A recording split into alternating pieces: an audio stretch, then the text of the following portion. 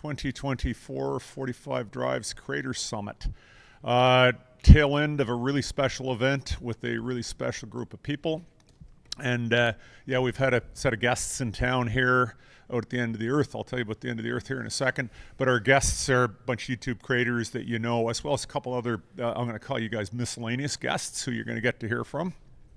And we've been gathered for the week talking about some really interesting topics in technology. Oh, by the way, we just clicked in and you guys just missed the best round of like really stupid technology jokes. And yeah, we could probably retell them. Yeah, sure. Oh, yeah. Some of those need to be retold. Oh. So our setting, everybody's been at 45 Drives headquarters in Nova Scotia, Canada, and we are doing our live stream, and I know you might be able to see in the background at a place called the Alexander Graham Bell Museum. On our innovation technology theme, Alexander Graham Bell, inventor of the telephone, but also just incredibly eclectic inventor. And behind us there's an early airplane flown in 1909, first flight in the British Empire, they called it, but major advancements in airplanes. One of the first hydrofoils in the world is behind us. And so it's a really cool setting to be in. And the museum here was kind enough to host us. So participants, you guys will know them as, I'm not going to introduce everybody right now, but they'll introduce themselves as we move along. And our topic this year was, okay, so you guys can all practice this. Can you say it? Can you say it? Demicrosoftification. And a little bit of fun coining that word and challenging everybody to say it. And you get to hear them. Each are going to try to say it. And you guys can score them in the comments, please. Right? What do we mean by that? You know, the whole computer market, operating systems. Microsoft, it's dominant by number of operating systems. A lot of people, the participants here are interested in viable alternatives. So it's not an anti-Microsoft rant, although I think we did hear the little bits and pieces of that. And I'll say myself, I deeply respect Microsoft as having been through computing. I'm a bit of an old guy and have been through computing from, well, before Microsoft became dominant. I watched DOS and, hands-on Windows 3.1 and all the way up. And the linchpin of an open ecosystem, open software, open hardware. And big credit to them. But there's issues with having a monopoly and some of their behavior today. We talked about that. There's some things that worry people. Viable alternatives. And, love of Linux in some people. Yep. And we're 45 Drives. We are enterprise storage, enterprise virtualization, and on open source, open platform. And a theme, we make it incredibly easy for enterprise customers to do that. We also have a foot, and so many people in the audience here are going to be the Home Labs world. We absolutely love the Home Labs world, and many of us here would be participants in that world, so that's dear to us as well. The event, here's what we did. Here's our topic, and Microsoft is a metaphor for all things proprietary. And looking at things open as the alternative of it. We had a great conversation. Format, everybody here had an hour or so.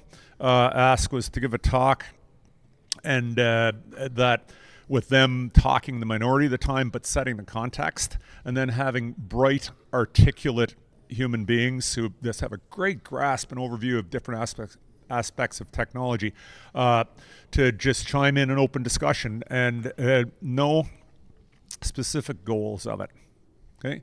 And it's just been an absolutely interesting time. Our goals, 45 Drives, bring interesting people here, open our minds up, think. I have a notebook here full of notes I've made.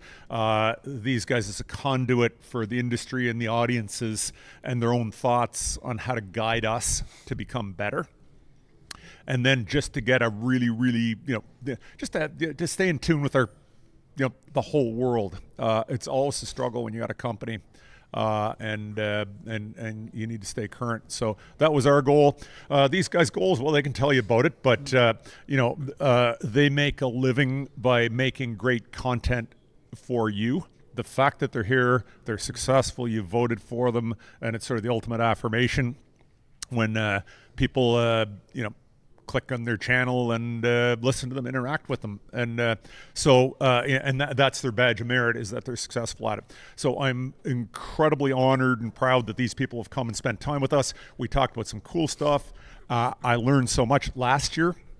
We learned a whole bunch of cool stuff. Maybe some people talk about last year and what that's turned into this year. And so anyway, I'm babbling too long. So I'm going to shut up. What we're going to do is we're going to go around and everybody's just going to tell us a little bit about the week and what they thought was relevant and what they learned about it, or whatever they want to say. So I'm going to put it over to Tom from Lawrence Systems. So Tom, you're on. Hey, this has been a wild week, so much so that I just rearranged my flight to stay an extra day because I didn't have enough of it yet, so I have more to do here. It was really exciting because the people may not realize, you see 45 Drives, they're a little bit more public facing on things like the 45 Drives and the Storinator, and as me and Jeff showed on the Beerinator, it was really cool. But it's really about how they can manufacture things, and being able to see that up close and hands-on, being able to share that was just a lot of fun, watching the process, watching not just like a kind of sort of made case, like a raw piece of metal get turned into a 45 drive server, then combined with hanging out with everyone to see the software that goes on it and the idea exchange. So this isn't just about show and tell for what 45 Drives has going on. This was, hey, bring your ideas too and let's have a discussion. So on the idea of Demicrosoftification, or removing all things proprietary, I talked about operating systems, not necessarily as much in the context of what you load on your laptop or desktop or server, but also some of the business operating systems and how to break away from proprietary. So we dove into a good discussion on self-hosting, some of the things that run the company, run the business, and alternatives to the subscription services that lock in your data that become really hard to leave, because getting your data out of that is a lot more difficult. So it's been a really good back and forth discussion. And then we did bring it back to many of the other presentations. You'll hear from the other people here talking about the challenges of trying to, let's say, just run Linux on a desktop, what does work, what doesn't work, where those challenges are, and where that balance is between the problems that Microsoft creates that it doesn't really want to solve, but it runs my software, but my software doesn't run as well on Linux, but I don't have the other problem. So which is the devil you dance with? And it turns out there's a lot of discussion. It kind of turned into a real in-person version, more civil than it is online, but still there was a lot of insights that came out of it. And a little bonus for me, I see the security guy sitting over there behind the camera.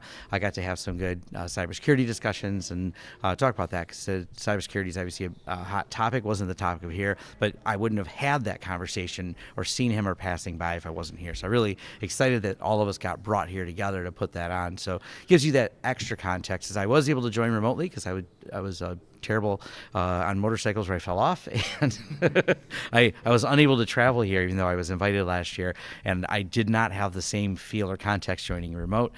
So I'm so happy that I can be here today and have those extra interactions, the side conversations, common interests, and I've actually had a great time each night talking with Doug in those more in-depth conversations of everything from boating to planes to energy, or even the energy conversations that we've had, which are not related to what we'll talk about, but it's just those extra conversations was a lot of fun. And oddly, as much as I've talked to many of the other creators here, we regularly see each other in a group. This is the first time I met many of them in person, so that's been really fun as well. So, it's funny to know each other. We say we should all meet up and we don't, but then actually have the 45 Drive say, you're going to do it. And then we end up meeting here in Nova Scotia, which is a beautiful area, but this is not an easy area to get to. And we won't get into that story because that's off topic, but this is a great place. Thank you. Awesome. Thank you very much, Tom. So after just speaking about challenges of getting here and the different feeling of not being here, so we're going to go to Wendell from Level 1 Tech, who I believe, Wendell, you're in Kentucky right now. With that, anyway, I'm going to turn it over to you. You can tell us all about where you are.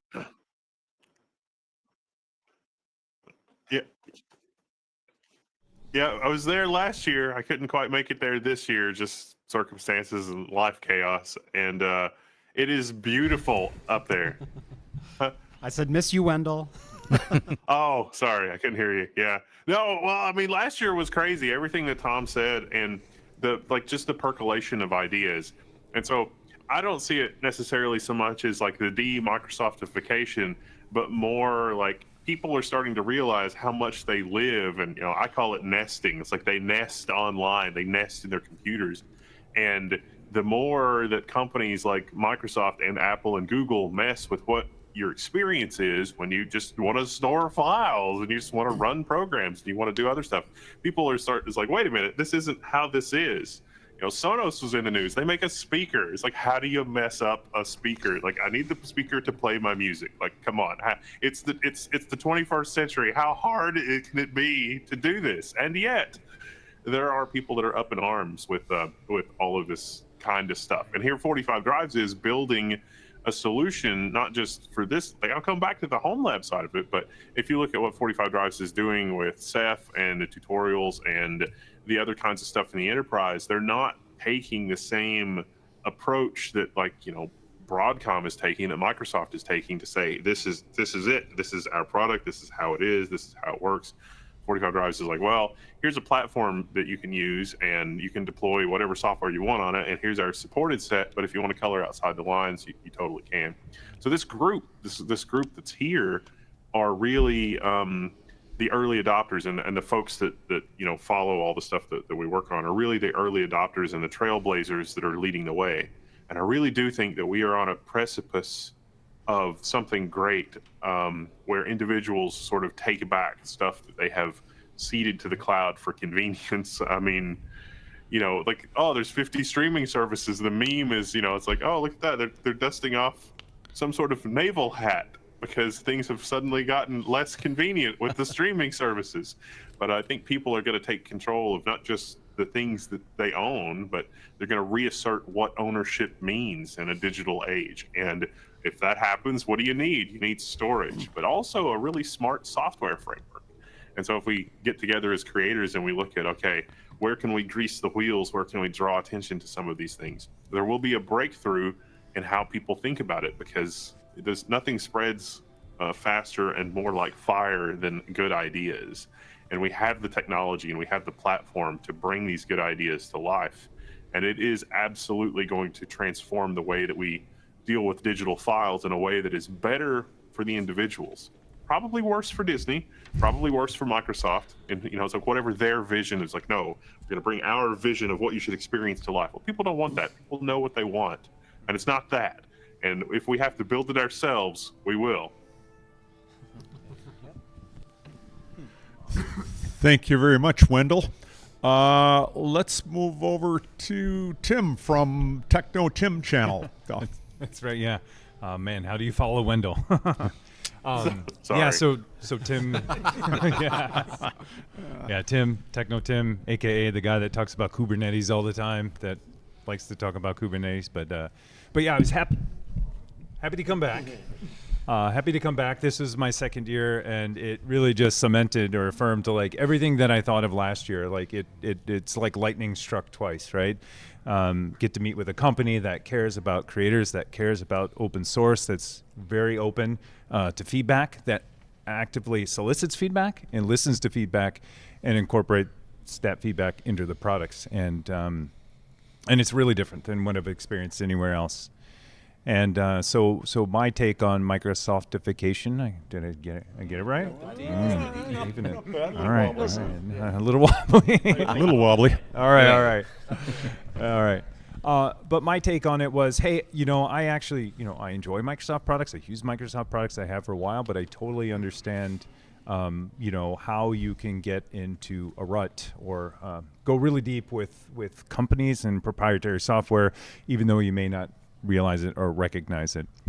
And so my focus was on that, on some of the benefits, some of the challenges, and then also thinking specifically about some of the challenges about managing clients for the enterprise, especially if you're considering switching to Linux. You know, Microsoft has all these great things like Active Directory, group policy, and so just kind of diving in and figuring out, you know, what the open source alternative to those types of solutions are. And so I've had a great time. I've learned so much from everyone. As Tom mentioned, I've met. This is my first time meeting most of you. I think everyone, well, at least creators except for Jeff. Hi, Tim. Yeah, hey, Jeff. Nice to see you again. This is my second time seeing Jeff. Yes. Last time was first time. Yes. But yeah, just getting to meet these guys. I mean, I've probably heard 300 hours of Tom talking about TrueNAS and PF Sense.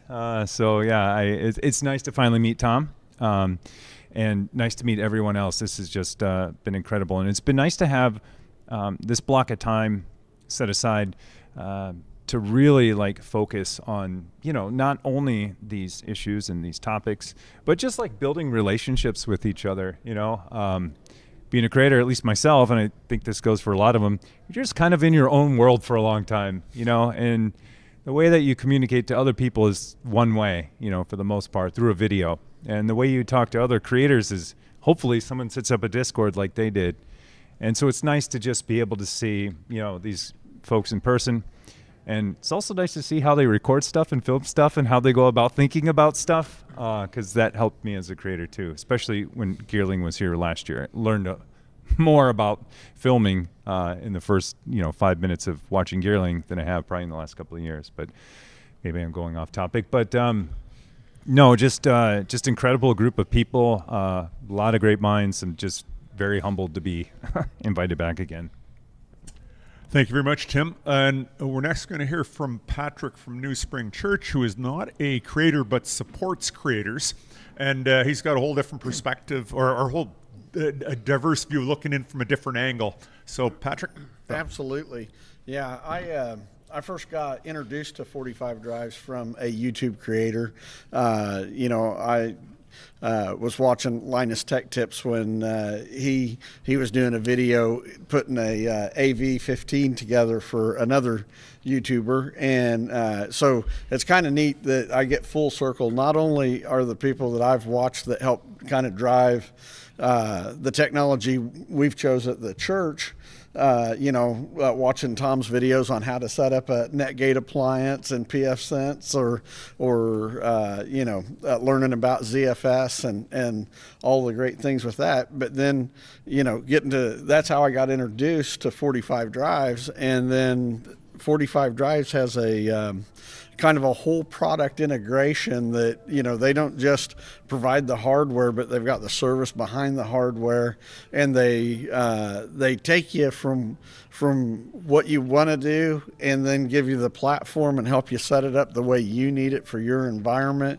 And back in 2020, we had a pretty much a disaster recovery situation, and coming out of it, we got everything stood up, but we were on shaky legs. And then I got a hold of 45 Drives, and they come in, and I was kind of scared about what to do, and they said, hey, we can get you where you want to go, and made promises, but not only made them but kept them. And it's so I got to meet the people on the service team and the sales team that took me from someone outside their organization to one of the favorite companies. I've solved many problems with them since, and so then getting to sit in the room with all the YouTube creators, and they're sitting there looking at the cutting edge of what's next, and then getting to hear and see 45 Drives take those ideas, writing them down, and sometimes within a few hours you're seeing them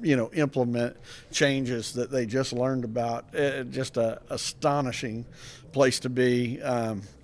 North American manufacturing, from seeing the raw sheet metal to, the integration all the way to the end product. And then we even got to play a game of Ceph Jenga. And I don't know, if you ever see something about that, you want to watch it, because it's pretty impressive. We'll do a video on it. Awesome. Thank you very much, Patrick. Let's move over to the other side. So we got Jay from Learn Linux TV. Jay? Go. Hi there, everybody. So I've been having an incredible time at the 45 Drives event. This is my first time, I think, so I guess I'm the newest here. So I'm seeing everything and meeting everyone for the first time. And just like other creators have said, I've known these creators for years. I actually lost count of the years, but I haven't met anyone other than Tom. Tom lives near me, so I guess that's easy. But everyone else I'm happy to meet in person. And the 45 Drives team, really accommodating. It's been great. It's I like seeing a culture of learning being developed around a question. It wasn't enough to have the question. The question was asked, and then we're brought together And a culture of learning comes from this, where we can talk about the types of things that we go through, not just as content creators, but we see as content creators what end users go through. So we kind of put our mindset and our, where they are and the struggles that they face. Because, I feel like everyone here, we have a problem, we solve it, right? We know what to do, we Google it, we do whatever we have to do. But we have people that are fighting against their technology on a regular basis. So the Demicrosoftification idea, just like it was mentioned before, is this idea where Microsoft is the, I'm sorry, what's the word you used that called it? Microsoft is the metaphor. Thank you. Metaphor. So they're the metaphor. So they're not the only proprietary software company out there, and proprietary software has an effect on every single aspect of the industry, from drivers for your games to operating systems in their entirety, the ideals behind operating systems and distributions and the reason why they're created. So the culture of learning that was created here, where we all come together and we share what we find out in the world, the field, so to speak, what we see people going through, and combining that with our deep knowledge of technology to understand exactly why the user is having a problem, and then we can start talking about fixing it. And I think that's an incredible conversation to have. And it's not the kind of conversation where you have a solution where you know what to do and you know how to fix it, but you come away understanding what the problem is, so then when it comes time to fix it, you have all the data. And I think that was a very good part of this event for sure. But in addition to that, I'm here in Canada. I don't get out much, so there's that. And I had a great time, and it's been incredible. Awesome. Thank you very much, Jay. So let's move over to Jeff from Craft Computing. Hello. Hello, everyone. First off, thank you guys for having me out again. This was such a fantastic event last year. And like Tim said, lightning kind of struck twice.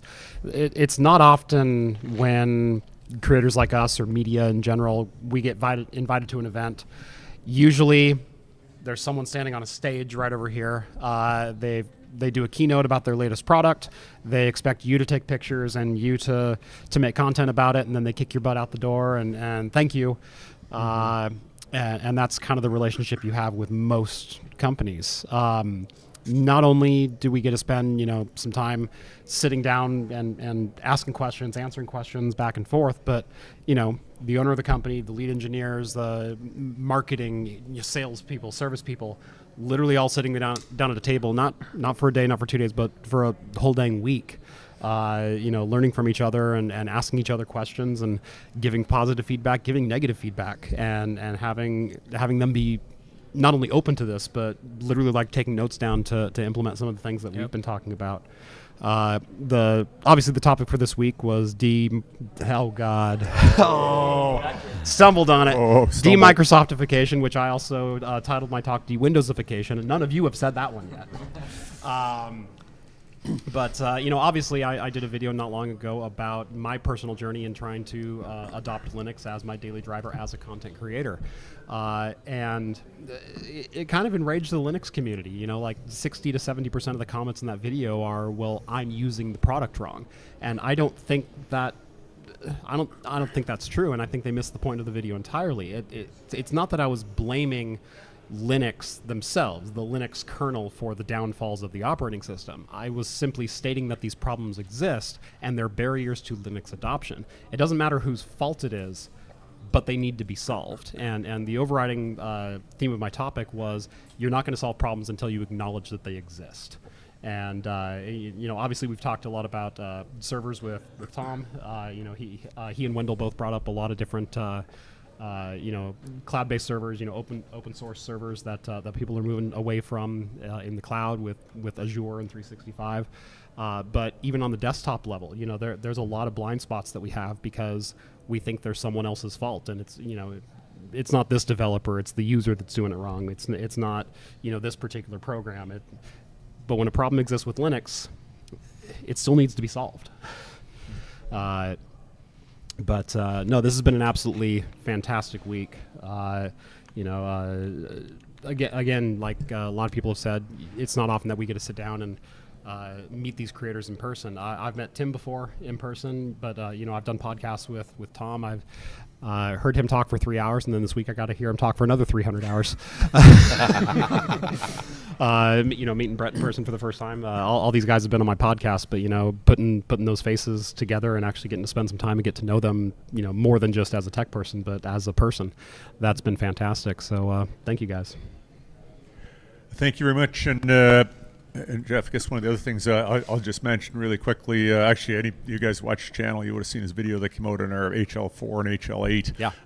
That is a direct result, and that was Jeff's specific brainchild. How I'd say he said, just take a chainsaw to some of your other stuff and cut it up and whatever else.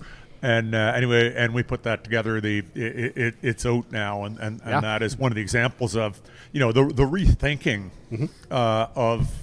As we go, 45 drives, big, strong, fast, and these monster storage machines, how to take it down and keep that big, strong, fast character, and to do that on our own, we can come up with ideas. But man, oh man, it's just incredible the ideas that came out last year. Some of the hardware ideas. So that was one of just proof for us that this is a great idea to get people in. Yeah, the HL4, the HL8, I mean, that's obviously been a year in the making. It was my talk last year that kind of inspired you guys to literally 100%. Turn your way of thinking of Home Lab on its head and go like, what is another product that people could use? Oh, it doesn't have to be in a rack, does it?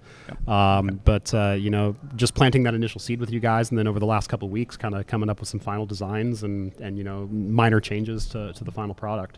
Yeah. We don't get to work with companies like this all that often. So thank you. So we have Dave from Rocky Linux and CIQ, which is he's not a content creator, but represents something incredibly important to us at 45 Drives, and that whole world of Linux and distros and the people who put the people who work to put stuff together that we use in the open source world. So Dave. Yeah, thanks. So as I was describing to friends and family and coworkers about coming out here for the second year, which thank you for having me 2 years now. They're like, well, what are you going out there for? I'm like, well, it's a creator summit. What does that mean? That means that a bunch of people who understand technology, that talk for a living about it, and you can go and watch their content, are going to have this incredible conversation. And then I'm also attending. The Creator Summit plus Dave. But no, I mean, like last year, it was great being able to see everybody again. Also seeing some new faces that, creators that I've never met before, channels that I will now follow and watch, and just a little bit more exposure to it. But what was super interesting to hear from everybody when we actually started talking about the Demicrosoftification. Got it right that time. And what that actually meant, and moving away from proprietary. Whether we were talking about servers or we were talking about desktop, client, the consumer space versus the enterprise space, what really stood out was the experience. Whether it was easy or difficult, could I do the tasks that I needed to do? What happened to my workflow? Or, hey, I just wanted to go home and do a couple things and my dock didn't work. Sorry, I might have. If I didn't steal that from you, sorry. But the experience at the end of the day is what matters, and when it comes to these environments, and I think it was super helpful for where I sit in the world, and how my company and also how the community can hear this and understand that, hey, if we can take some steps in the right direction, build an ecosystem that's a little bit stronger, get the tools that everybody needs to be a little bit more functional, there will be more options out there, so there is less risk, less eggs in one basket, if you will, and really just allow for a better Linux experience for everybody going forward. Right on. Thanks, Dave. And over to Brett Radell, hiding down at the end. So. Well, first of all, thank you guys for inviting me. I got the email to attend the Creator Summit. When I saw that from 45 Drives, I was like, are you sure? Okay. So I told my wife, I was like, oh, I'm going to Canada for a Creator Summit. She's like, that sounds cool. Where? I said, Nova Scotia. She said, where's that? I said, I don't know. But I'm going. So to echo a bit off of what Jeff said, it's not uncommon for a company to get in touch with the creator and say, hey, can you come show off our product? We'll fly you out. You can show off our product. It'd be really cool for you to do. And then you do it, and they're like, great, later. This was not that. This was a week of getting creators together to actually have discussion back and forth. We've spent hours every day on the topic of Demicrosoftification, and yeah, crushed it. And it's just been extremely positive for all the reasons these folks have said. And one thing is that as creators, it's not just our opinion. Whether we like it or not, we're very involved in our own communities. So we're kind of echoing what our communities are saying and the problems that they're facing. And what I've noticed a lot is that 45 Drives really cares about their customer and the end user. And what better way to get to that end user than through the creators who are there on the ground level. I mean, they could go read through our YouTube comments if they want, but I don't think anybody wants to walk through that landmine. So it's good to bring us in and have that discussion. And one of the big things is within my community, I'm sure, and a lot of you guys, is Microsoft. We don't like proprietary stuff. I think I have one Microsoft guy in my Discord, so if he's watching, sorry, but yeah, that was just a common theme. And I also did a video about trying to switch to Linux. I had issues, of course, and You're just copying my content again. yeah, again, that's no one's figured that out yet, but not only are 45 Drives talking the talk, they're actually doing it. They actually have some of their folks switching to Linux right now. They're actively doing that, and I know for a fact they're doing a better job of it than I did. So yeah, not only are they saying this, they're not preaching it, they're actually doing it, and that's just really cool to see, in person. And like everyone echoed, it was really cool to get face-to-face time with all these creators and non-creators. It's been amazing. So thank you guys. Awesome. Thanks, Brett. I'm going to move over. We're going to move over to some internal people and mixing our own people with the folks you just heard from is just a critical part of this. So we have people that you guys might know. We have Mitch Hall over here. Mitch, what was your whole perspective on what you learned, what you saw? So first thing that I want to say is that I feel incredibly lucky to be here for the second year in a row, to be with creators that I think I've been watching some of you, Wendell, for over 10 years, and I've been part of the tech YouTube sphere for so long. Like, it's literally what led me to change careers.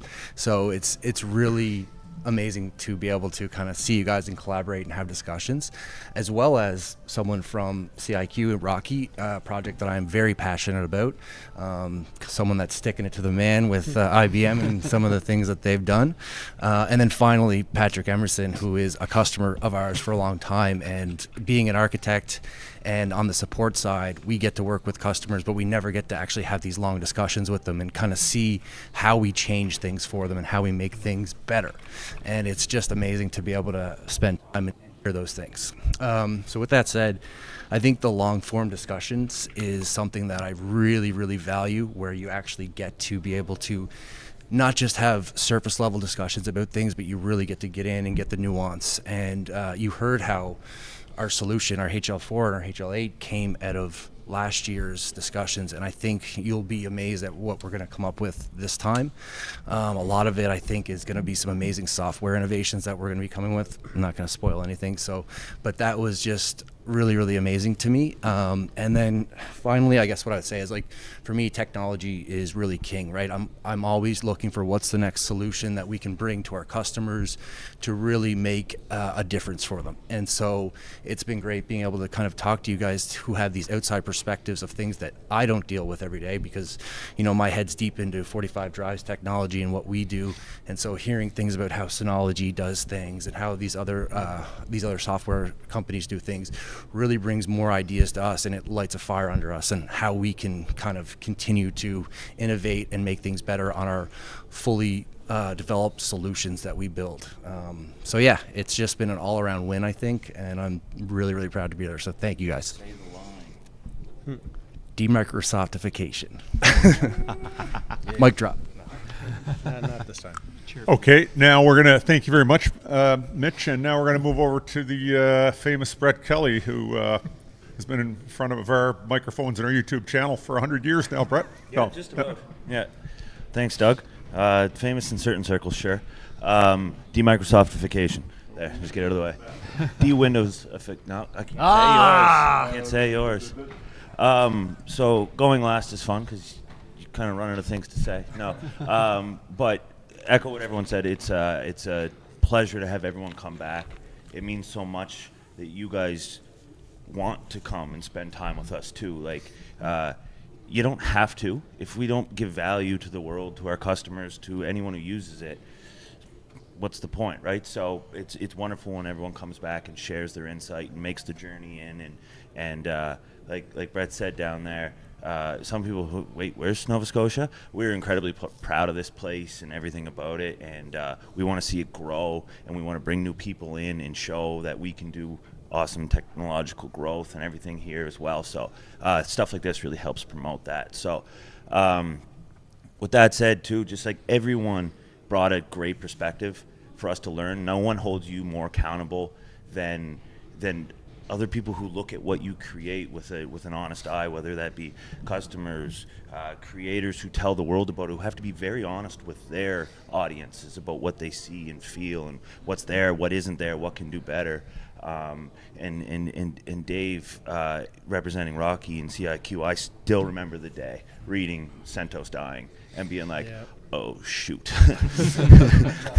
this is gonna cause some problems. And then when Rocky popped up so quick, we were just like, Doug, we got a sponsor. We need this to stay. So it's so awesome, like everyone said, that you guys are here, and just hearing from everyone, right? Like we presented a brief product roadmap of where we're going with some of our ideas, and Brett Radal and I got to have a conversation this morning, and he said, Media Asset Manager, what are you thinking about that? And I was like, well, what do you need out of that? And we had a little side conversation, and that kind of stuff that you just wouldn't get if we weren't all in here together and having these conversations, and it's so valuable. So that's awesome. Patrick, again, the story that during your talk, I loved hearing everything, but I have such a passion and maybe too much personal investment in what we do in our products and everything like that, and hearing stories from our customers that really a problem was solved for you. You going in and your creator group being like, you saved the day. And one of our coworkers, Robert McQueen,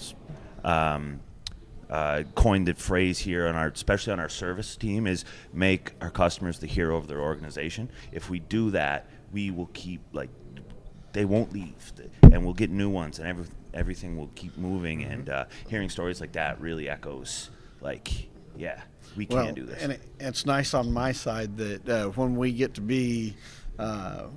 do that together, it makes it so much easier when I say, hey, I've got another problem that I'm trying to solve, and it looks like 45 Drives has got a solution. Nobody says, well, you should shop that around. You should try to do, what can you do cheaper, or what can you do elsewhere? They just say, oh yeah, that seems like what you need to do. Yeah. So you guys earned your seat at the table. Thank you, and thank you for giving us a chance to do that.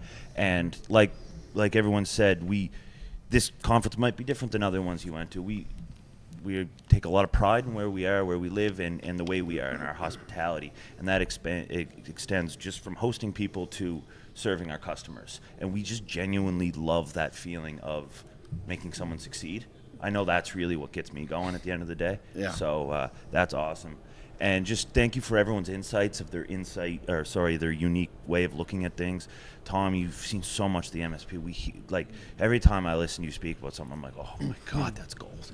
And that goes for everyone. So it's wonderful to have everyone here in person, and can't wait to do it again next year.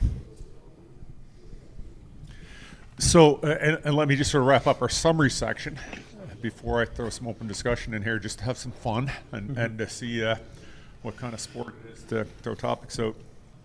But the whole why be concerned about proprietary products, and the first thing people think about is cost. But the cost of owning something, the purchase price is just one little part of it, right?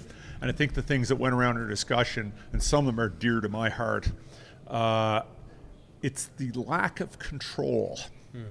And not control for control's sake, but control because, ultimately we buy the software, right? And products, we pay for them, and a deep belief that you pay for something, it should be yours.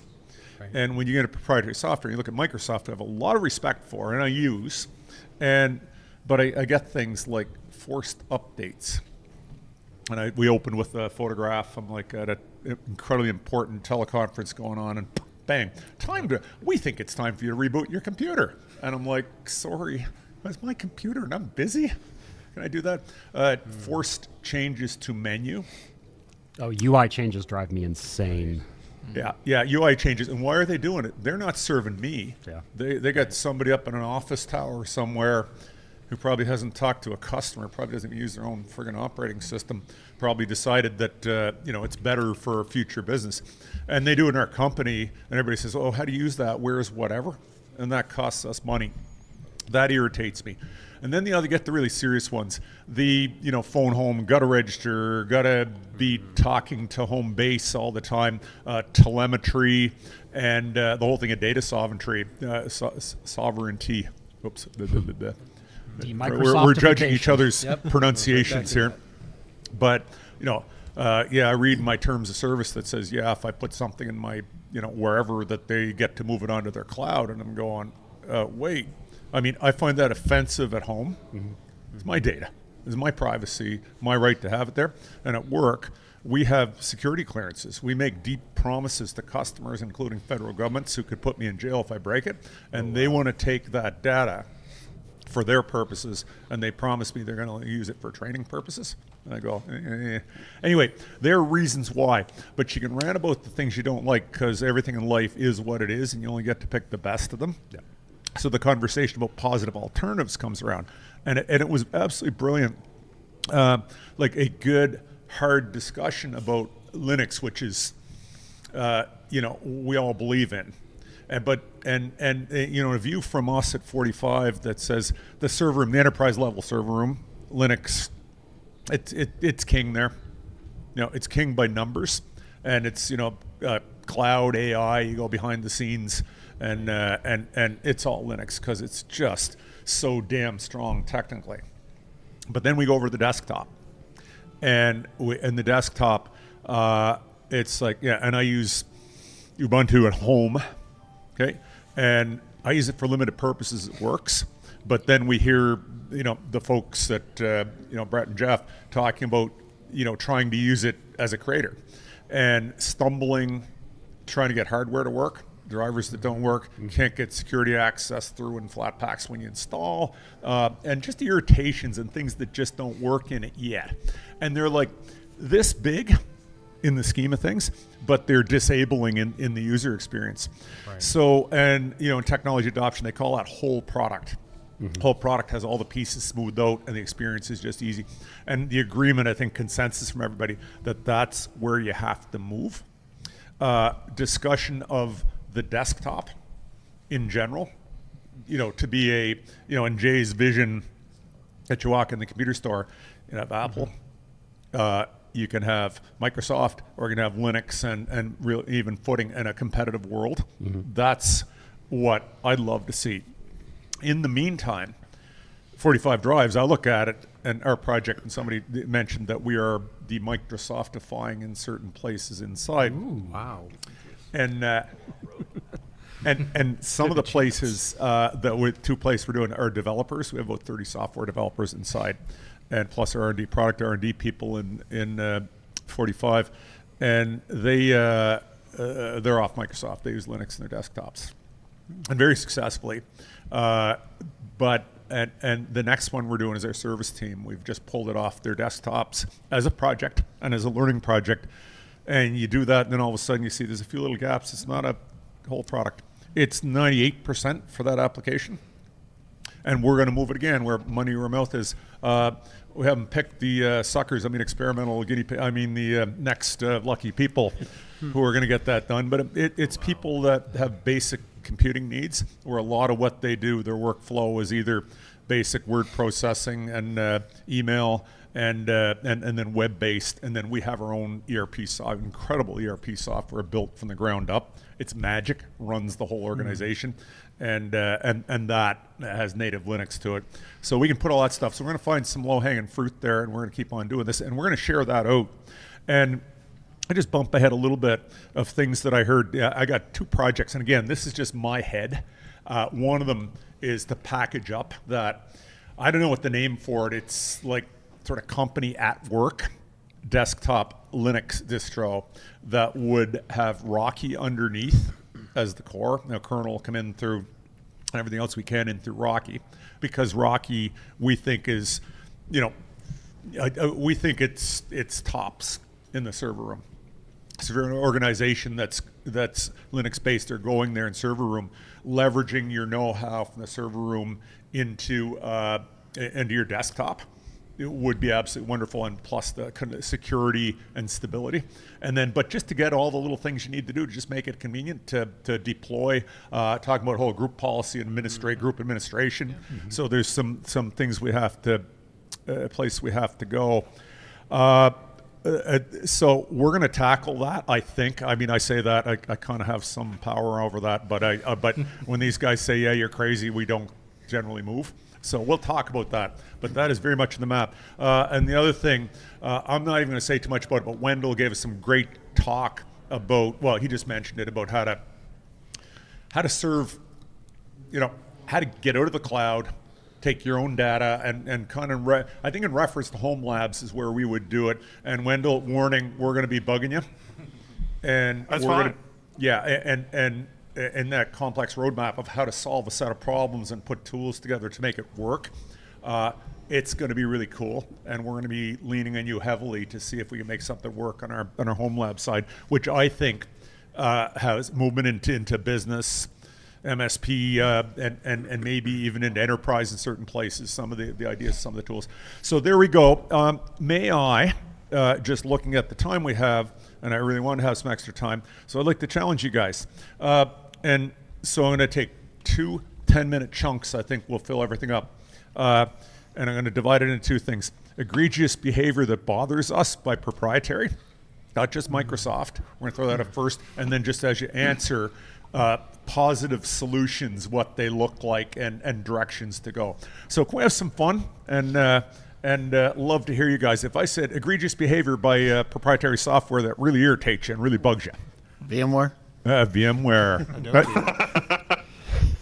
and I hear a good laugh from Wendell over there. Beautiful. Who wants to articulate that a little bit for people that really aren't familiar with it? Subscription-only services that hold you hostage and jack up pricing for absolutely no reason and no return on the service they provide. So VMware with more words. VMware with more words. Right. Yeah, for people who don't know enterprise, a quick what is VMware, and who wants to do that? Mitch, you want to do it? Yeah. What is VMware, and why are they really irritating? Well, ESXi is the hypervisor. VMware has a whole product stack. We'll focus in specifically on ESXi, which is the hypervisor. They're a company that has really had a stranglehold on enterprise compute as far as that goes. And so recently, as most people know, Broadcom has acquired them, and since then they've had sweeping policy changes where they've essentially explained that the whales are the ones that they really care about most, and the rest of the customers are kind of just getting the crumbs. And so yeah, that company has kind of had that stranglehold for so long, and things are changing a little bit now. Yeah, VMware is an interesting topic. I mean, they really had first movers advantage being first to market with it. They built a really good market.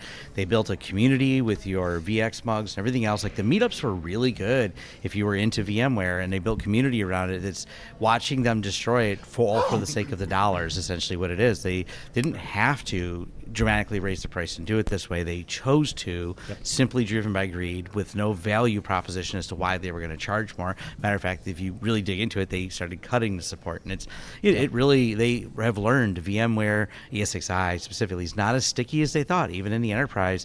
I don't know if you've seen the news today. Geico's moving away, and that's a big company. So there's the stickiness isn't there. They've missed some earnings, and I hope they missed all their earnings. Yep.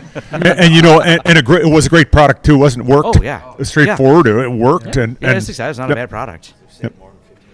I think it's.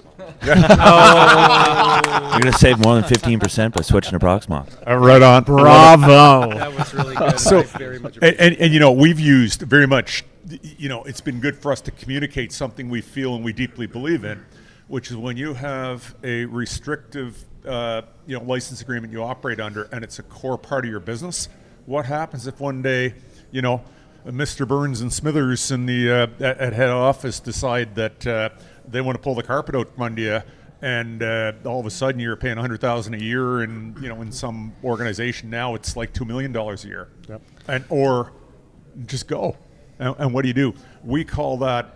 That's the proprietary risk, locked-in risk, when somebody else owns your future and the threat of a rug pull. So yeah, VMware's Well, and for years we were all told that the risk mitigation was not by using open source in your business. And as the CEO of a company, a lot of time is spent going, how do I keep all this together? How do I keep 400 people paid and things going? So you want to mitigate risk in your business at all costs. And Microsoft always told me the biggest risk is having open source in your business. But we're realizing the rug pull is licenses and lock-ins that don't allow me to easily move. They can change dynamically, and these companies have not proven themselves.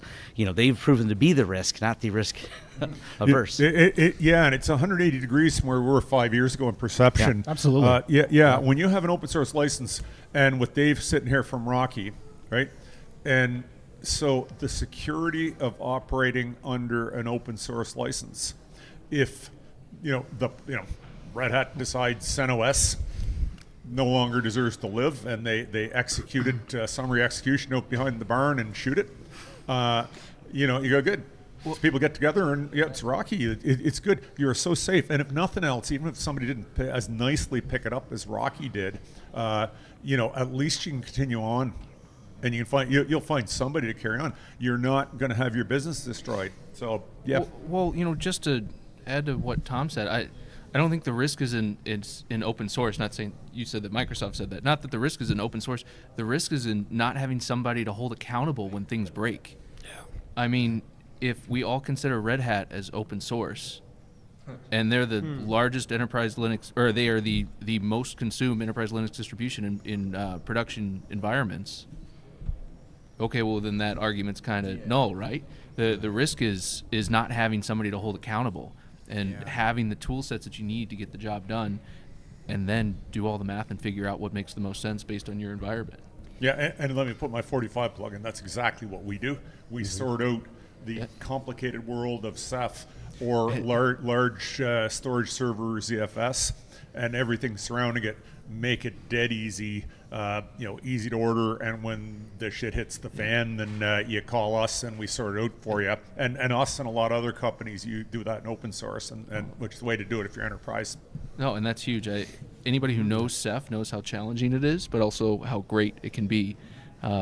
So the fact that you guys do that is huge. Yeah, did somebody say Ceph Jenga? when we that reference that, you'll see some video.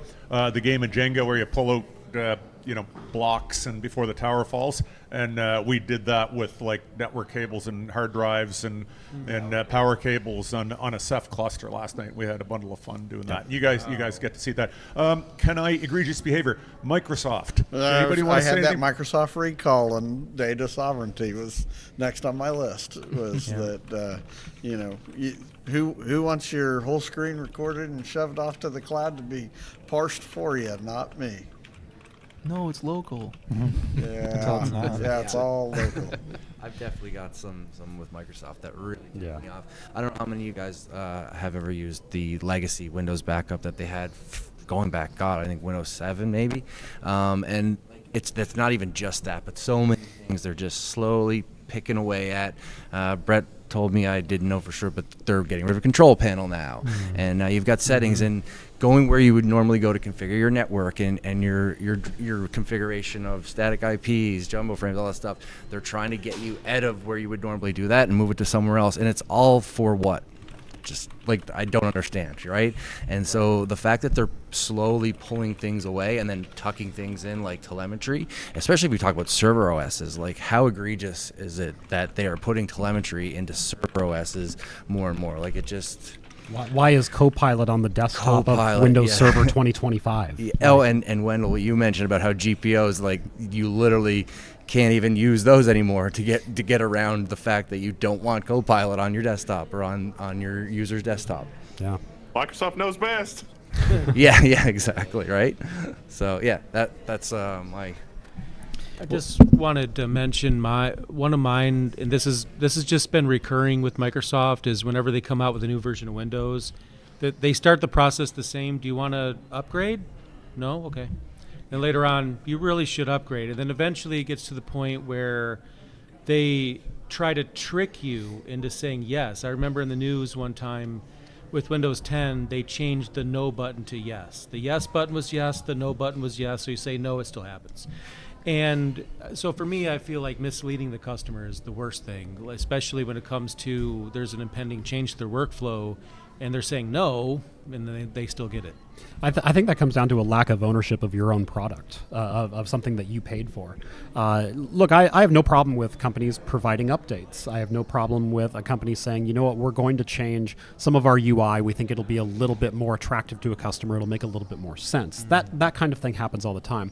The problem is when it's 100% forced on you. You have zero choice when you've been using an application in a certain workflow for so long, and you boot up your computer the next day, and all the colors on your desktop have changed, and UI elements have moved around, and settings are called something different. Microsoft, you know, the control panel going away. So, you know, where do I go to configure this? Well, they couldn't even.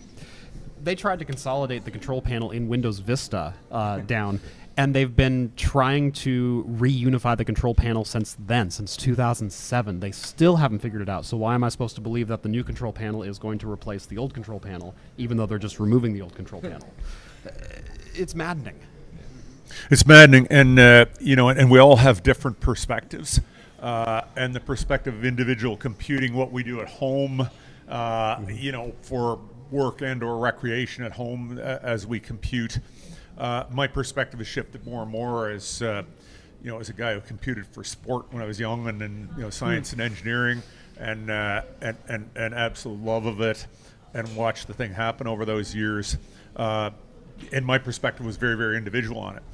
We started a company a lot of years ago. Another one grew out of it, and then another one grew out of it, and now I look at it with, you know, we're 400 people, and we're 400 Microsoft licenses and 1,000 devices in the network, and I look at it, and we got people who go to work, and our computing at work is to do work, and like I look at me as an old guy, and I joke about my technical skills atrophying, which they have a little bit, my hands-on skills. But when I sit down to do work on my computer, it's a tool for me to do work. It's not recreation. And I sit down, I'm at a teleconference, I want to be in the teleconference, I want my head to be there. Jay and I had a great side conversation in one of the sessions about theft of attention. And my attention, and I struggle with it. I struggle with it because just the way my job has become. I'm not complaining, I asked for it. You know, carefully pushed for, but you know, I go into a meeting and I got to deal with stuff, and it's very important to me, and I want to be able to focus on it. And then I got to switch and put my head in a different space. And in one thing, I got an upgrade, and then, you know, I'm on to the next thing, and my taskbar won't hide because they're trying to force a notification to me, and now I can't get to the bottom one of the screens I'm on, and I'm like, can I disable the taskbar thing? Nope. You can do not disturb, but it doesn't cover that because they think that the reason they want to irritate you is more important than my work. So I get a little irritating about it. And at the same time, can I say in a balanced way, it's too bad because the product, you know, Windows 3.1, when I'm using DOS back in 1910, and Windows 3.1 comes along, it was rotten, it was unstable. And they just did a great job of incrementally moving forward, making a product that works. And and everybody joined in the ecosystem. So is that back when you had to hand start them? Yeah, we're in the Bell Museum here. They used the cranks from the old telephones. That's what we used to use in those days. And seriously, anyway, that's my perspective on it. It's a bit of both. We had great discussions, and that's the proprietary irritations. Let's move over in the other one as our desire for and competition, not dominance. I think everybody agreed, and nobody wants Linux to dominate or anything like that. Dominance is bad in any market. Competition is what's great. So as Linux tries to become viable competition in the various areas, we talked about things that it's missing, and I think the consensus is like it's close. You can do the jobs, but it's still irritating. So you want to just talk about that, Patrick? I see you moving there. Yeah, well, you know, I think when Jeff had his discussion at the end, one of my favorite lines was, I'm not going to move away from Linux just because it didn't work. I'm doing Linux integration you know, and using Microsoft as an integration to what I need, because there are things that you can only do on Microsoft right now, but then there's a lot of great ways to look for opportunities to say, hey, can I move this away from a proprietary solution to owning the stack? And you know, we did that with our data. It was all on Microsoft, and now we're all on Linux, you know, and you know, I feel so much better knowing that tomorrow I'm not going to get an update that's going to force me to learn a new UI just so I can find where my data's at. So I just think that was a great point. I think especially for home labbers and people that are doing stuff like that at home, Linux integration is great, because yes, maybe your desktop environment is still going to be Windows if you're a gamer and you really want to get into that. But if you do Plex, and if you do self-hosting, and if you do all the other things, then that's where the Linux integration is going to be obvious, right? Like for example, I have a pretty big Plex server at home, and I couldn't imagine running it on Windows. It's just not even a chance.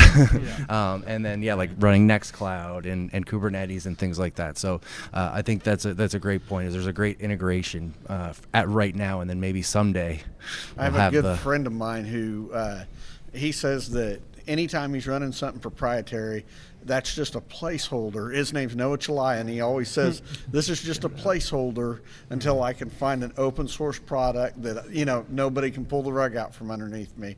And that's something I've taken myself, and I'm trying to say, hey, okay, we're going to use these things that are placeholders until I can find the actual solution that will get the job done. That I can own.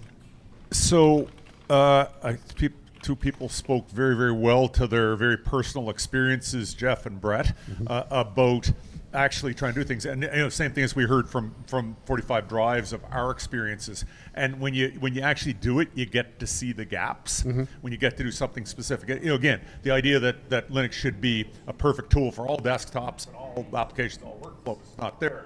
So you guys did something very specific, which is the Creator Challenge, and you guys had some real pointed, you know, constructive critiques of what needs to be done. And why don't you share some of that stuff? Yeah, you know, one of the things that I mentioned in the video was, and that I stressed even more here, was everything did work. All of the big things actually worked. I could edit videos, I could edit photos, I could live stream, I could podcast, I could record, you know, over HDMI. All of my hardware worked. Everything functioned. The problem was, it was like death by 1,000 cuts. There were so many little bugs that, again, didn't exist on any other platform that the same hardware, the same software was running on, that made the workflow worse, and that cost me time. Time is money in Jeff, a workflow. You said so many. Yeah. Can you put the count into so many? Because I know they all irritated you. If you, what would the top, what number would it be that would, like how many bugs do you have to fix in the bug report to make it work for you? The thing is, every application had problems. Every single one. And it came down to some pretty simple things. I mean, we got into a big old discussion about flat paks and how the security around flat paks is a great, you know, value. There's nothing wrong with securing your product in a sandbox. The problem is, it needs to be able to interact with the hardware still. And if I download Chrome and I can't even drag a file to my from my desktop to attach it to an email, instead I've got to bring up the prompt window and then browse within the thing, that's 10 seconds out of my workflow. If I've got to do that 20 times, that's how many minutes out of my day. If DaVinci Resolve doesn't have AAC decode and I've got to retranscode, you know, 30 videos, that's an hour and a half before I've started editing video. And so while everything worked, it was so incredibly frustrating because I had to implement all of these workarounds simply to do something that I could do on Windows in sometimes half the time. Yeah, and so if I put the question, the positive alternative. Yeah. So, you know, the development community, here's Jeff. Yeah. And Brett, and same experience with Brett. And you go, yeah, how many things is that? Because it's not infinite. It can feel like it's infinite. It's right. not infinite, is it? No. The frustrating thing is the framework for a lot of that is already there, but it's not implemented properly. And so there are things like Flat Seal that you can modify permission sets inside of Flatpaks for, where you could give access to PCI devices and USB devices or file browsing access. There are, you know, tools like that available. The problem is there's no GUI implemented for it. A lot of people, when I said I was using Flatpaks, I said, well, don't use the store that's built in. You should just, go to your repo or go to your package manager. It's like, that's not a user-friendly thing. And if I'm trying to install OBS, there's 17 different versions of OBS to download out of the package manager. Which one is right? I don't know. Try them all. That's not a solution either. So, and I hear that, and what we do inside 45 Drives, you go, okay, take notes, go fix. And the discussion was around, and Dave, maybe you can comment on this. So the feeling, well, is anybody taking the notes that come, from the users and fixing it, or is there too much discussion about approach and distros and whatever? What's Dave? What would you say on that in terms of getting fixed? It's going to get fixed. It moves, but what do you think about that, Dave? It's going to get fixed, right? Yeah, because I'm the sole decision maker on all things regarding Linux across all distributions. That's why you were here. Yeah, right. I mean, it's when you have a community of passionate individuals, and then you have another community of passionate individuals, and you do that over and over and over again. And I'm sure you can think amongst your own group of friends, those that are super helpful and those that would rather be sarcastic and maybe not as helpful. You run into the same thing everywhere in the world. Mm-hmm. And now you've got companies that are building programs that are either for profit, proprietary or open source, but for profit, and not everybody can work for free. If you want to solve a problem, you either need to find somebody who can help you solve it, learn how to solve it yourself, or pay for the answer. And I know that is not the answer that we all want when it comes to choosing, or I shouldn't say choosing, having a real competitor outside of Apple and Microsoft from a desktop operating system standpoint. But that's kind of where we are today. It is, if it's going to happen, it's going to come at some type of cost, and hopefully there's enough value that's been established that justifies the spend. We as a Linux community need to stop driving commercial interests off the platform, because commercial interests are where the developing prowess is at. You're not going to fix software for free. You need to pay developers to do it, which means the company needs to make money. Mm-hmm. Yeah, and the whole philosophy is we contribute collectively to a solution because it's in our own self-interests to have the solution. Yeah. And rather than use it proprietary and hide behind copyright and law, we just all use it to serve our customers. That's the whole philosophy. Open source working incredibly well, and it's like this far away. And if YouTube creators were a bigger commercial force in terms of their spending into software organizations, their problems would be solved. Yeah, this would be fixed if every challenge came with a $10,000 check to a distro of your choice. Yeah. But then you would all choose a different distro, and then nothing would get done. Yeah. Right. But Brett had so you had a different experience, right? With your Linux challenge. I mean, it was a lot. So what I want to say is the main issue that I got was in terms of hardware compatibility, and I know the big thing is okay, test your hardware before you dive into a Linux distro. But the thing is, and I think one hot topic we had throughout the entire week is you can't keep expecting users to put this much effort into just ensuring that it's going to work properly if you want this to be even close to mainstream. Do I have to go through an entire compatibility check every time I want to use a specific piece of hardware? Now, you don't have to worry about that with Apple, of course, because their stuff comes vetted. And Windows, you go buy something, Windows is already installed, it's vetted. Now, there are certain vendors that do that and say, buy our hardware and Linux runs on it. But, I want to use my hardware. I want to use the hardware that I bought. And if that doesn't work, then I'm just not going to use it. So, and that was a common thing that came up. And, that's what happened to me. I wanted to use the hardware that I had and the one that I wanted to choose, and certain things didn't work. I had issues with a Thunderbolt dock. my webcam decided to go in earthquake mode randomly. That was still hilarious. Yeah, it was funny the first time, and but yeah, it's just little things like that, and if it annoys you enough, and that's what happened to me, to where I just want to get something done, I'm not going to use it, and unfortunate as it is, that was my experience. Yeah, well, one of the things the commenters I noticed on yours specifically, mine when it came to software choice, but yours when it came to hardware choice, is a lot of the comments we received on the video is, Linux is all about choice, and both of us chose wrong. Oh yeah, you don't choose right. And God, that is such a pompous, sarcastic, not helpful comment or solution. It's hardware; it should be able to work, and again. The first step to solving a problem is recognizing it exists. His Thunderbolt dock had problems. His webcam had problems. I had problems with my desktop environment and elements disappearing on me and not able to manage my windows and not able to drag and drop files. They're problems. I don't care whose they are, but they still need fixed. Yep. Okay. So, and I'm just gonna, bookend that one, which is the frustration and very, very tough struggle to get it done. Again, technology is all about, technology adoption is all about finding soft markets, and video production is not ready, hardware compatibility, and workflow irritations, and installation, doing installation, something that goes across everywhere. Let me give you the other end of the spectrum, which is the one that we're living, and I live it at home. My use of Linux and desktop at home, my big screen TV in the living room. I come home after a hard day, clunk, want to shut my mind down.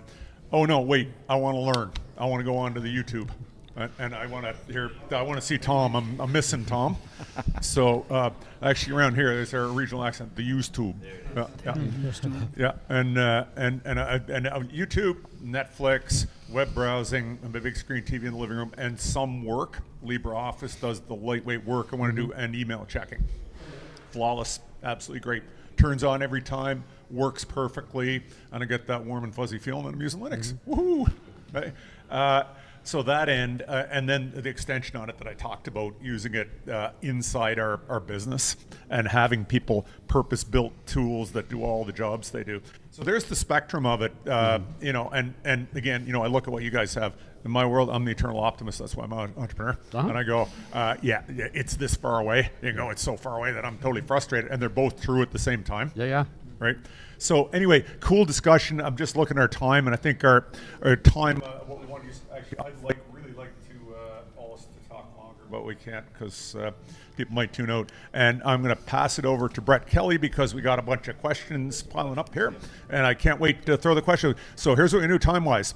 We're going to keep answering questions as long as you guys keep asking them. And if anybody here gets really, really tired and has to drift off, they'll drift off. So, Brett, over to you. Question time. I will say real quick, I apologize for the lack of questions because for about 20 minutes they were talking about the Burinator and where are we at with the chicken nugget warmer? The chicken nugget warmer is a built-in feature on a lot of the pizza roll other warmer. projects. Yeah. It's chicken nugget warmer. How about we do a sort of cogen approach, and we'll put high-powered GPUs in, and we use the exhaust to warm our chicken That nuggets. would be drying beef jerky. AI-powered air frying. Yeah. That'll sell. Absolutely. Yeah. AI power, Hey, it's right? got AI. Yeah. Right? Boom. Don't run M Prime on it; you'll probably burn it. Yeah, good point. Okay, yeah, so we're moving into the question and comment portion of this. So we'll start with a couple shout-outs that came in. Sean Doolin says, shout out to Techno Tim. Sean. Big fan of that Hey, guy. Sean, yeah. Doolin. No fooling Sean Doolin. I know the guy personally. I like that. and another one from Patrick Sullivan said, of course it wouldn't be a creator summit without level 1 tech. So shout out to you, Wendell. Cool. How's it going? Yeah. So Rollo asked, could the HL4 and 8 ship with software installed? Linux, TrueNAS, Unraid. Yeah, of course it can. It will come with what, Brett, out of the box? It will come with what? Out of the box, it'll come with Rocky Linux, with the Houston UI Linux web-based management tool on it. But it is an open platform. And when you own that thing, you can put whatever you want on it. So, yep. Which I did. I installed TrueNAS, and it worked wonderfully. Wonderful. Same here. well within your rights to That's right, that's upgrade, right. change, do whatever you want with the piece of hardware that you purchase. That's right. ACP asks at 45 Drives, anything besides hardware for the home lab? I guess I asked myself a question. Doug? I'll take that. Want to take that one? Okay, as we move into more and more into home lab, the plan is we're going to have favorite packages that we're going to we have some forums up there already and on various things, and so we want to make things easier. So we already have that. You want to run Plex? Good. We'll talk about Plex. Try to create a sub community, not to divide up the community on it, but it'll be there. It's about Plex on 45 Drives products. But the other place, I'm just going to sum it up because I don't have the real words for it, but it's what Wendell said about creating a self-hosting environment in home labs and all the things you have to do to make it happen properly, which is firewalling and moving stuff through firewalls, certificates, DNS, and desktop, VDI, and I can't do it justice. Wendell, we're going to talk about that. He's going to tell you all about it, and we're going to. I think that's going to project we'll take on to really create a really cool integrated self-hosting environment that is dead easy and won't frustrate people like Jeff and Brett the way they do on video. So there you go. Yeah, and to jump off that, it's got to have good hardware, but you have to have a good experience, and that software linking everything together, the ecosystem goes from there. Very important. Tom gave us a really good breakdown of how Synology handles all that, and honestly, sound like it's important to do that. So yeah, there's two aspects to it: good hardware, good software. Okay, listen, if Microsoft wants us to treat Windows like a disposable ephemeral trash fire, then we'll treat it like a disposable ephemeral trash fire. We learned it from watching you. Just a shameless software on HL8 plug that I'm going to throw out there. If anyone is interested in seeing what the HL8 looks like with Plex running on it with a high number of users, as I mentioned earlier, I have one. So I'm in the midst of moving over my entire Plex solution to a HL8. We're going to run it for a few weeks, and then we're going to see how my users have fared out. Is it better? Is it worse? Could they even tell? So we're going to do thermals. We're going to do all kinds of really cool stuff. So definitely check out for that in the near future. It better go well because I am one of those users. I'll give you access to mine. It's okay. Yeah, but the full circle of accountability, right? Because I can go yell at him that it didn't work, and he can come around and yell at me that it didn't work. So this is an interesting one. So Shem Pasta says, would be cool if the panel got together and created their version of the perfect Linux, make their own distro. So I'm just going to reference an XKCD comic if someone wants to say which one I'm talking about. Problem. We have 15 competing standards. Let's just go ahead and make one that's going to solve everyone's problem. It'll have everything integrated in it that everyone ever wanted. So the solution is now we have 16 competing standards. Yeah. So another distro I don't think will necessarily solve the problem. I think it's just defining best practices. Yes. And because if you go and you sit there and go, you're wrong, I'm right, you just created another. You didn't solve anything. You just made the problem worse, probably. And so best practice, here's what works, here's what's tested, here's what's going. And if someone goes, yeah, I like all that, but I want to try it this way, all the power to you. But the whole dismissive of, you guys did it wrong, we're going to do it the perfect way, you're not going to. Well, I have to respectfully disagree because I think a distribution is the way to go forward, and it's the only way to go forward. Linux will never take over if it's marketed as Linux. Linux is an ingredient in an operating system. It's marketing Linux as Linux is the same thing as marketing the pizza as flour. Okay, no one's excited about flour. They're excited about the pizza. They're excited about the entire product. And I do agree with the fact that we get another distribution into the mix. We will probably, or not probably, but there's a very good chance you could end up in the same situation where you have another distribution that just isn't doing it for people. But what we have to realize, though, is none of the distributions are going to 100% right now. Not one. Not one distribution does 100% of what their users need. Now, to be fair, if someone only needs things on the server, that's fine. I'm not talking about those individuals. But unless you have a product that's marketed with Linux, Linux will never succeed because you still will have all the distributions making all the wrong decisions. And this isn't necessarily a matter of saying they're designed wrong. I'm not talking about that. I mean, they're just not designed to 100%. You know, it's not like they're making bad decisions. It's just that they're not going all the way. They get 75% of the way, 75% of the way there, and they kind of fall off. Now, if you look at what Ubuntu did, you know, when they first started, I'm not talking about Ubuntu now. Linux for human beings. Okay, they gave out the CDs. A predictable release schedule. They were on top of everything. They made it work on the desktop for the very first time ever. At that point, we finally had a showcase distribution, and look what that did. Linux got way more popular, and it wasn't until later on that things, and I won't get into that, but unless we have a distribution that meets users' needs, I'm sorry, but I just don't see it changing. And I'm going to add on to that, and I think it's congruent with what you're saying. What I talked about, our problem is we need to set up Linux with an email client, LibreOffice, a few other things got to set up, web browser, and we got our own software. And our own software is obviously specific to us because it's our own software. I think that's obvious, but just to point that out and emphasize it.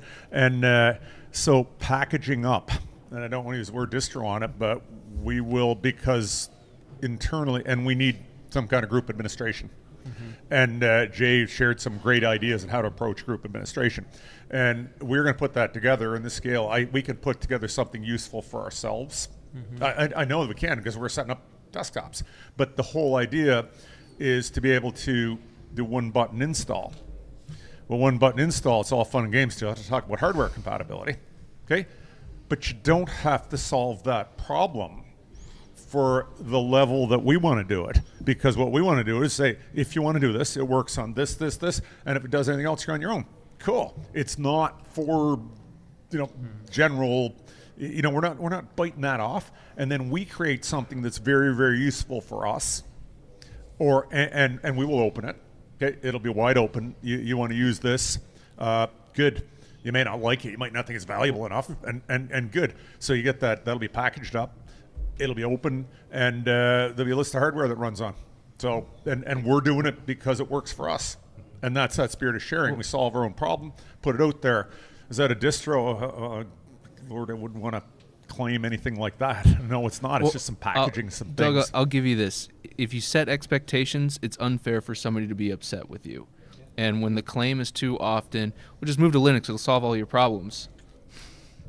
People, no matter what distro, it's set up for failure. Yep. And the problem, the question at hand was like, oh, everyone just come up with the perfect distro. Well, we can sit around and have a creator summit every year and have all these good ideas all we want. We can pat ourselves on the back. Yeah, that was a good idea. That was a good idea. But until something actually happens, until there's actual movement, I think Dave said it, like, until you can solve it yourself, or you can throw some money at it, or whatever the third one was. Pay somebody. You either pay somebody to do it, or you buy it complete when somebody else does it. Yeah, until there's some actual tangible changes being made, we're going to come back and say the same things again. At the end of the day, it comes down to adoption. So if you know what's getting close to solving all of your problems, get involved with that community.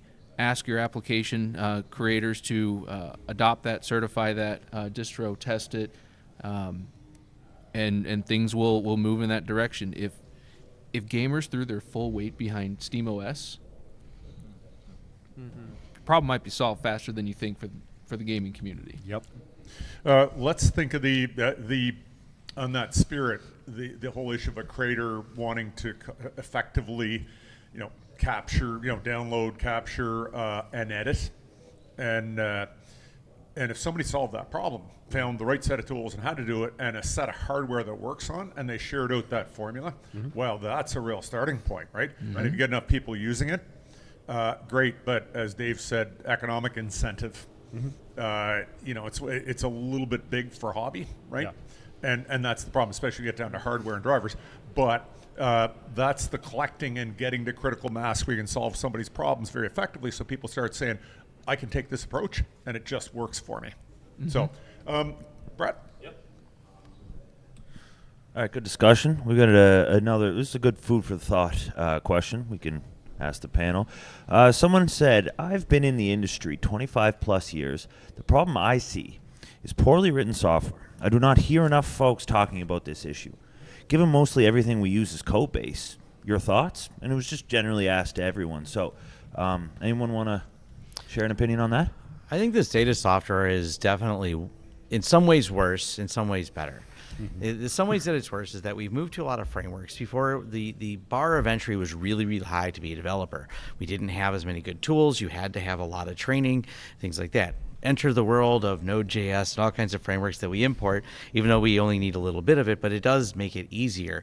They're not seeing the code in the same way, so we've got these applications like, oh yeah, just to run QuickBooks is like 32 gigs of RAM. Like, to do accounting, 32 gigs of RAM? You know, I remember some of the like terminal-based accounting softwares, they like used kilobytes and 32K. Yeah, and because there were so many constraints, the lack of constraints and stuff like that. But it's also allowed more people to be developers because it was such a narrow people. What we have is kind of a lack of software quality control because from sprawl and things like that, we've built some of these large companies on that are allowed to use these loose code bases, and we're starting to rein it back in. We're seeing Rust as a language like being memory safe. We're seeing people encourage using it to help reduce software flaws. But I think there's also some pruning that we could do on frameworks. And I actually wouldn't mind passing it to Wendell because I think he's a little smarter than me at software development. I know he's got opinions on this topic.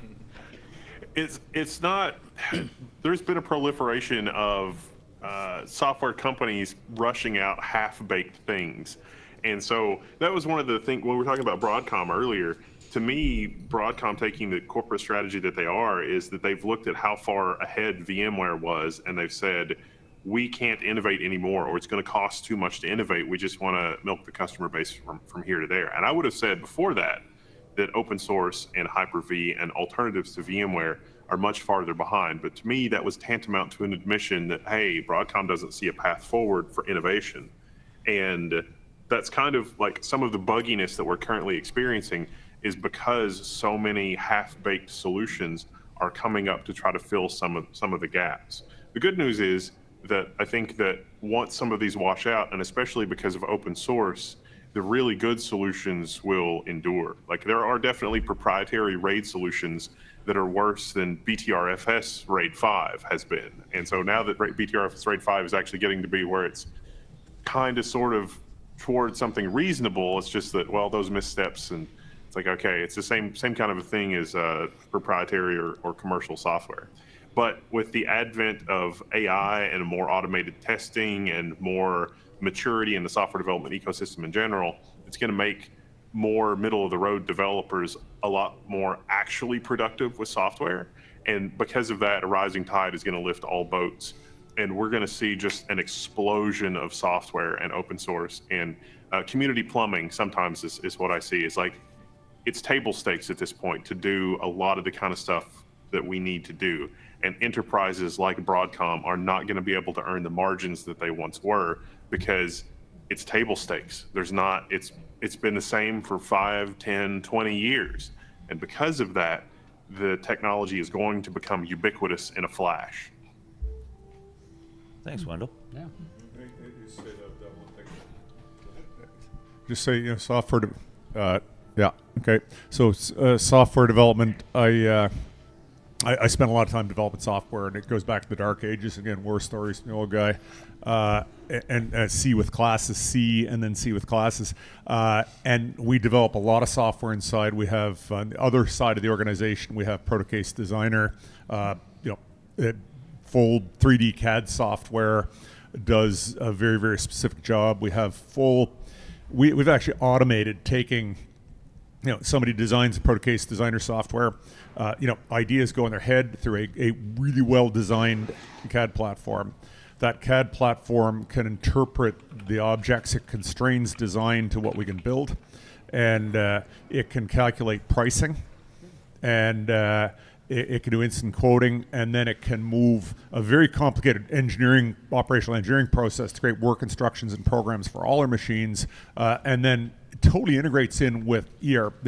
It's here. If I said the word ERP, inventory, shipping, job scheduling, everything. We built that and internally, and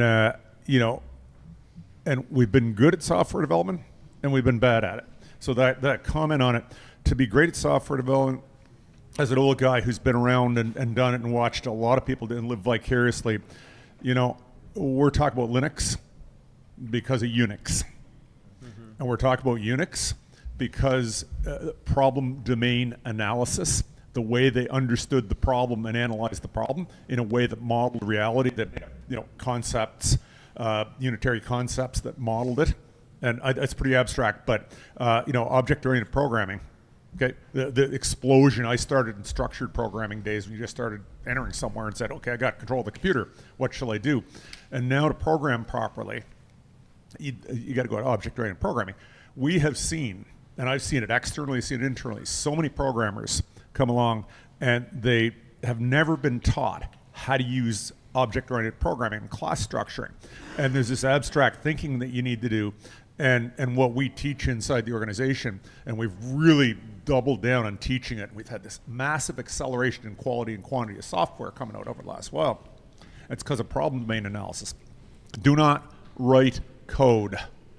Is it the American Revolution? Don't shoot to see the whites of their eyes. Don't write any code until you've analyzed the problem in plain language. Relationship between language and class structure. Same thing, we talk about language models and AI, that language thing, this packaging of ideas. And then there are words, there are compound words, there's phrases, there's sentences. That's not understood well enough in the industry. I'll make that very, very broad comment. And because I know we sat down with our 30 plus software developers and we went around a meeting one day and we said, we're not good enough at this. And then we asked everybody, what they teach in computer science school, community college, self-taught? What did you learn in class structure and how to approach class architecture? And the answer from all our people was, well, not really anything in particular about how to design, typical education. It's analysis, and not design.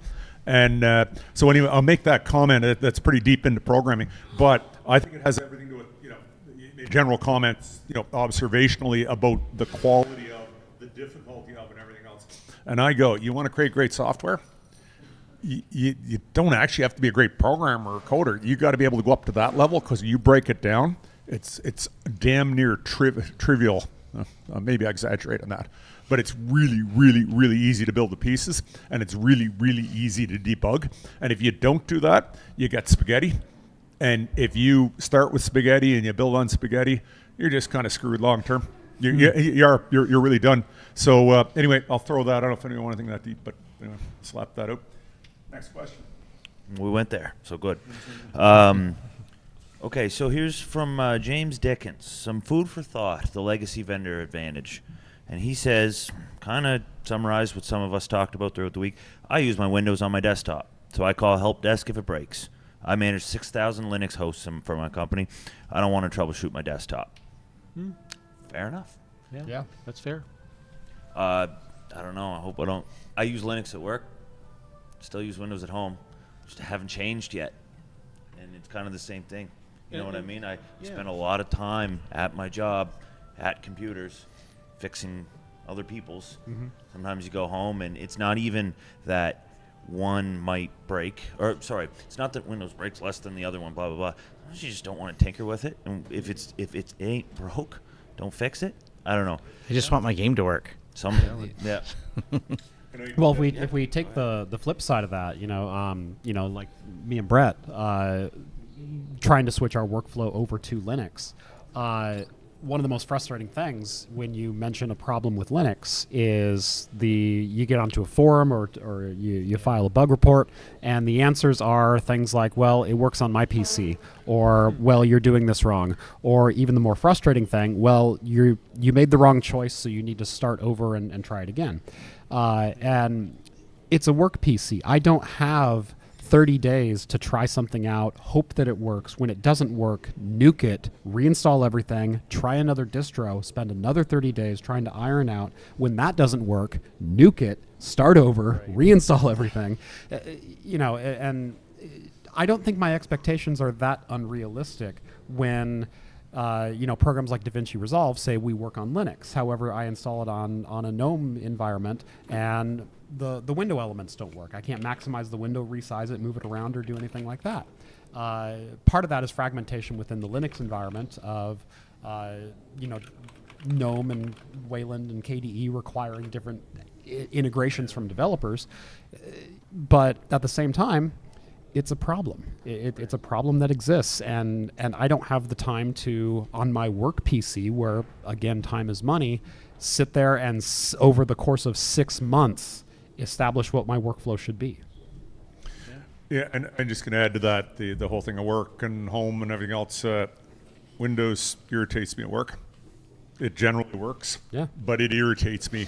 I go home, I happen to have like load, computing, a little bit of entertainment and a little touch of work, and I use Linux at home and it doesn't irritate me. And so choice, right tool for the right job. Yep. That's it, choice. Yep. There's nothing wrong with letting people choose what works for them. And I don't know, we even, unrelated to distro choice, cloud versus on-prem, argument people love to have. Why not both? Why not a good mix of both? Why does everything got to be black and white? Do I have to use all containers or no containers? Maybe a mix of both. Like, use the tool that's right for the job. Yep. Integration. Yep. So here's a question, 245 drives from Allison Pell. But we're gonna Hi, Allison. But we're gonna spin this to a broader hardware question. So she asked, any likelihood of an HL48 with a micro ATX board capabilities? The ITX are just a little too limited. So I'll start first with going, yep, you're not wrong there. ITX makes that challenge of getting small, but then plugging a bunch of storage devices into it, and then try to do it without an HBA card or something like that to keep the cost relatively low. So you do raise a good point.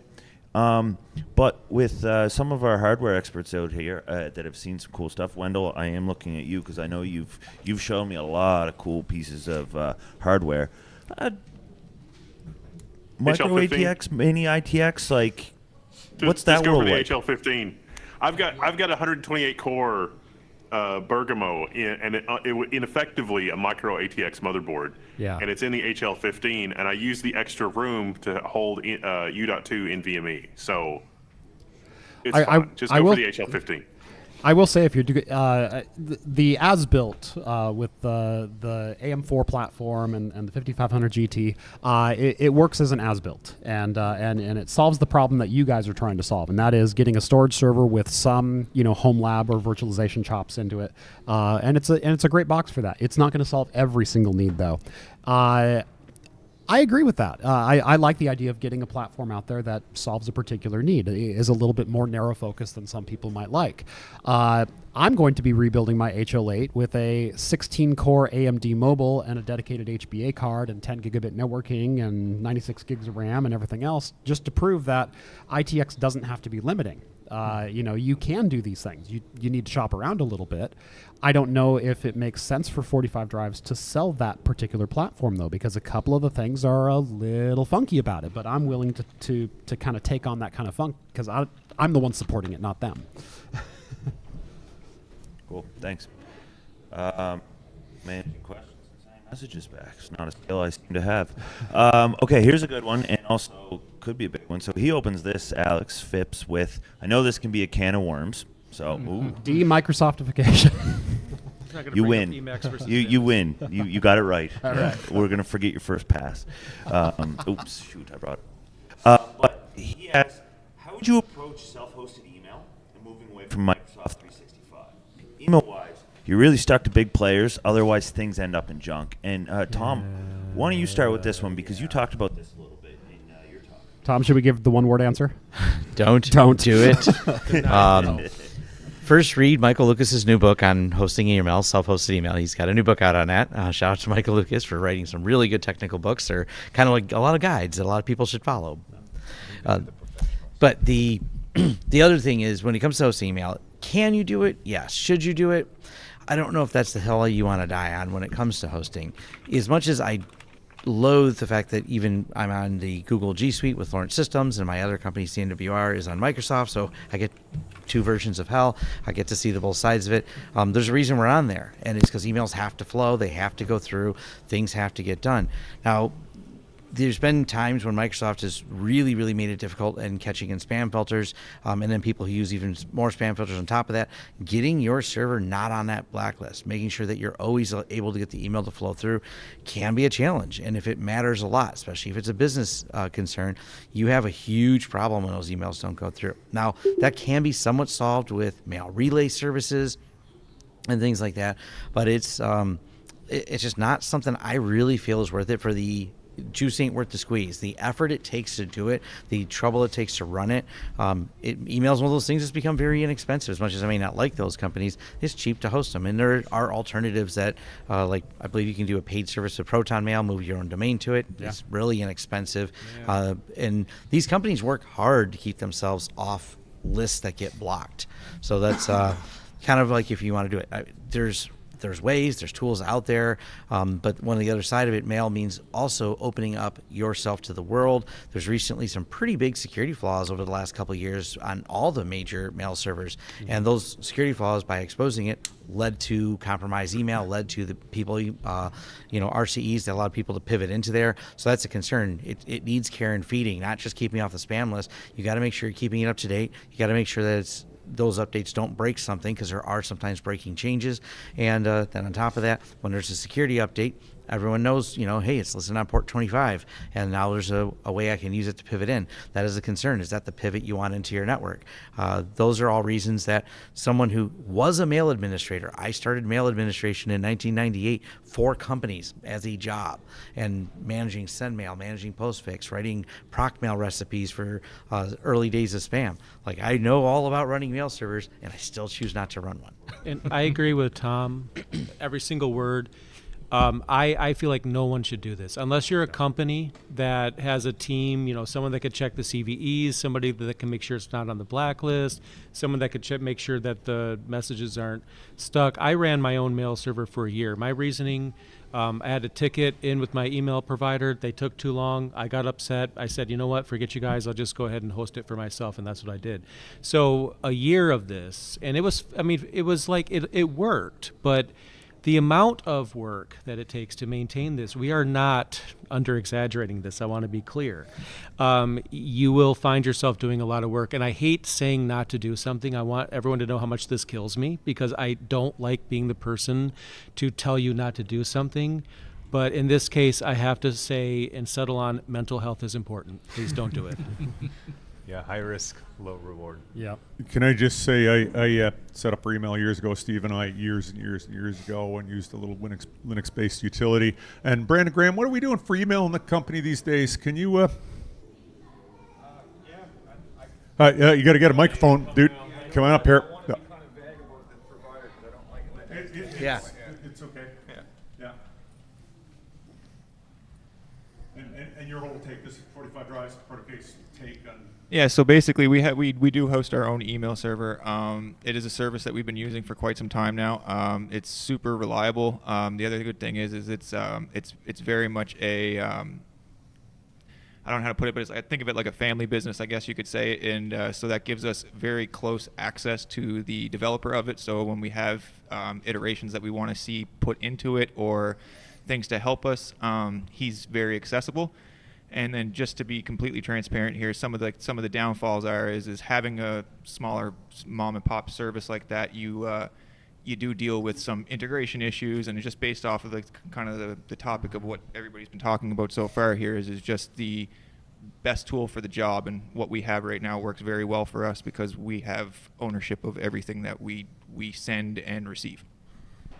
So we're kind of breaking the rules and the patterns again. Yeah. Oh, geez, we always do that. Okay. All right. That does bring us to the end of the questions here. So how do we sign this off? Does anyone have any other questions we want to ask each other, or we've asked each other enough questions this week?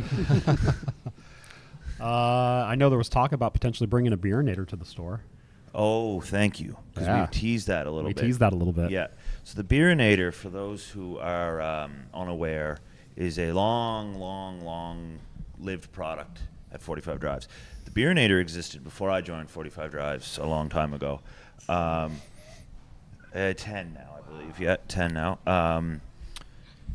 And then that was fun project, and we needed to give it some new life because the old one didn't cool. It was just It was a nice chest. Space change powered is what we call putting ice in it.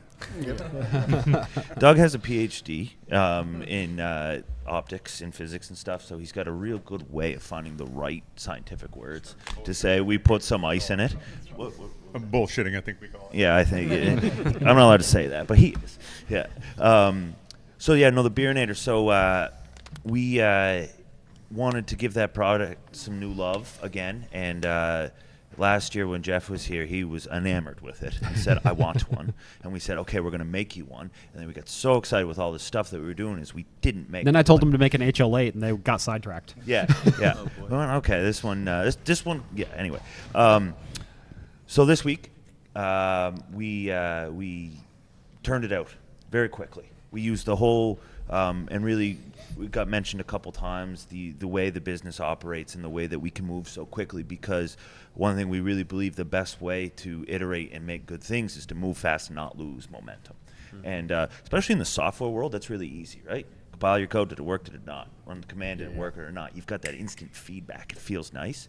And when you have to mix in some electronics manufacturing, some cooling, some metal manufacturing, you often have to do the CAD work or whatever, send it off, and hopefully it comes back before too long. So Protocase offers that service to everyone, and luckily us as well too, and we get to live right across the street from them. So our challenge this week was we got to get that Beerinator built. So we took the old design. It's a nice 4U sized cooler, fits into the rack, about the same size as a Storinator. It's actively cooled, and we showed it off in the live stream last night. We did.